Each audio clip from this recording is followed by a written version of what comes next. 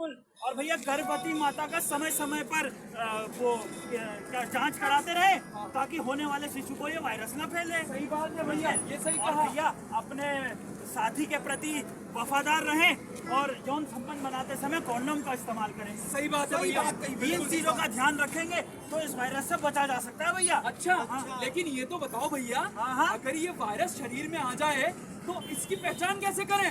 लक्षण क्या है भैया, लक्षण? अरे देखिए, जैसे ही वायरस आपके शरीर में होगा तो आपकी रोग प्रतिरोधक क्षमता कम हो जाएगी, यानी कि बीमारियों से लड़ने की क्षमता कम हो जाती है। अच्छा, आपको थकान रहने लगेगी, बीमारियां आपको जल्दी घेर लेंगी, है ना? तो ऐसे में अपना इलाज कराएं और जांच कराएं और इससे बचें। भैया लेकिन ये तो बताओ, अगर मैं HIV की जांच कराने जाता हूँ हाँ। और किसी पास वाले पड़ोसी को पता चल जाए तो वो मेरे बारे में क्या सोचेगा? अरे वो तो मुझे गलत समझेगा, पास में बिठाएगा भी नहीं। भाई जी एक बात मैं कहता हूँ, भाई जी एक बात मैं कहता हूँ, दूसरा साइड 300 करता है, वो दूसरा साइड 300 करता है, वो साइड 400 करता है, तो हम साइड 300 वाले पास जाएंगे, हम साइड 300 वाले के पास जाएंगे, हम 450 को देंगे दूसरे को। बिल्कुल सही बात कही भाई जी ने। भाई जी के लिए तालियां बजाओ एक बार। बजाओ। ये है जागरूक लोग, बिल्कुल। तो भैया मैं साढ़े 400 वाले पास जाऊंगा, मैं साढ़े 300 वाले पास जाऊंगा। है ना? और दूसरी बात भैया, आप क्या कह रहे थे? जागरूक होना चाहिए। हाँ भैया कह रहे थे कि लोग क्या कहेंगे?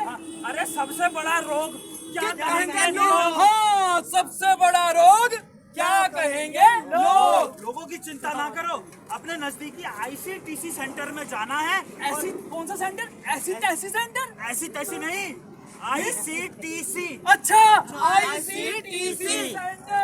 वहाँ जाकर जांच करानी है, वो भी बिल्कुल निशुल्क। बिल्कुल निशुल्क। हाँ, और आपकी काउंसलिंग भी होगी बिल्कुल निशुल्क। अच्छा। निशुल्क। और तो और भैया, जितनी भी जांचें हैं जो भी है वो सब गोपनीय रखी जाएंगी। अच्छा हाँ, ये तो बहुत किसी अच्छी को बात बताया है। नहीं जाएगा, वो सिर्फ आपके और जांच वाले तक के बीच में रहेगी बात। ये तो सब बहुत गोपनीय सुंदर बात रखी बताई जाएगी। भैया आपने। हाँ, तो और घबराने की बात ही नहीं है। और भैया इसका इलाज क्या है? दवाइयाँ क्या है इसकी? देखिए, इसकी जो दवाइयाँ इस्तेमाल की जाती हैं, या तो आपको रोजाना की गोलियां दी जाती है या फिर महीने के इंजेक्शन दिए जाते हैं। तो इस थेरेपी को पूरा इस्तेमाल किया जाता है, उसको कहते हैं आर्ट थेरेपी।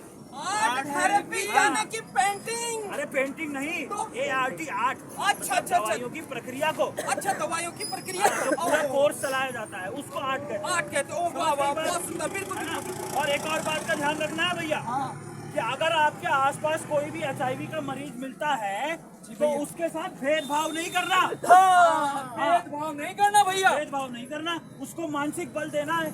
हाँ भैया, किसी का मनोबल बढ़ा के, किसी को मानसिक बल को देकर, जो ये HIV अगर किसी को हो भी जाता है तो उसकी आयु को बढ़ाया जा सकता है। बताओ। क्योंकि अगर उसका मनोबल अम्ल क्या है? अम्ल अम्ल क्या है?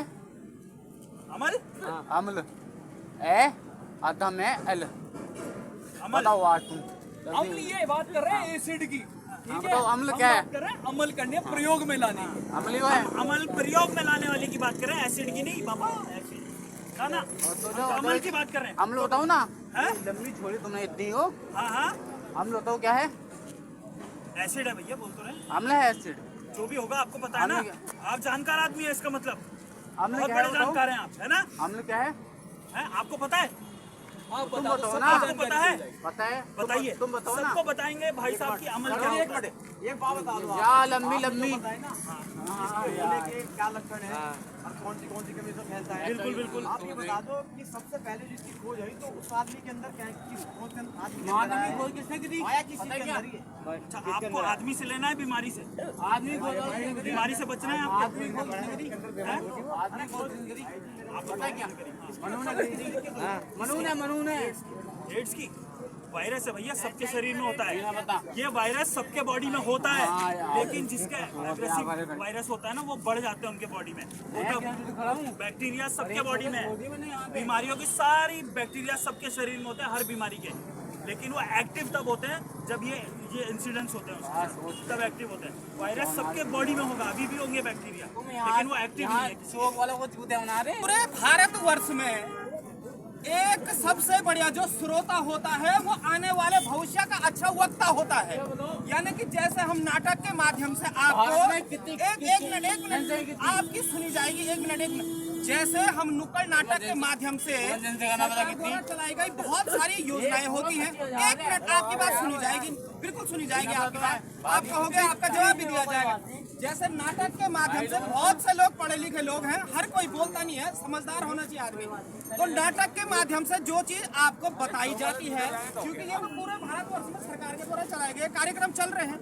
HIV एड्स क्या है, ये क्यों फैलता है, और भगवान ना करे किसी को अगर ये हो गया तो इसके बचाव क्या है, हम ये नुक्कड़ नाटक के माध्यम से आप लोग दिखा रहे हैं। 1 मिनट नहीं है, अरे सुनिए, तो नाटक से बता रहे हैं आपको पहले पूरे नाटक में आपको ये दिखाया जाएगा, आप समझिए, फिर उसके बाद आप लोग प्रश्न कीजिएगा, आपको उसका उत्तर मिलेगा।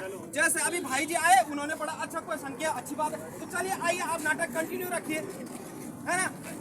का हो ही गया था, हमने बताया ना कि भेदभाव नहीं करना है, नहीं करना है।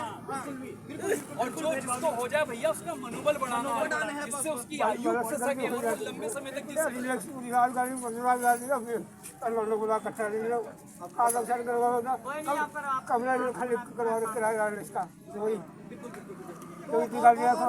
इसमें कुछ और बातें देखिए भैया, अगर जिस मरीज जो होता है ना, अगर वो पौष्टिक आहार ले, व्यायाम करे, बिल्कुल समय समय पर दवाइयाँ खाते रहे, तो वो अपना लंबा जीवन जी सकता है, आसानी से जीवन जी। घबराने की बात नहीं, कोई छुआछूत की बीमारी नहीं है, उसका मनोबल बढ़ाना है, उससे भेदभाव नहीं करना है। बिल्कुल। और इन 4 कारणों का समझ गए भैया, समझ गए जी।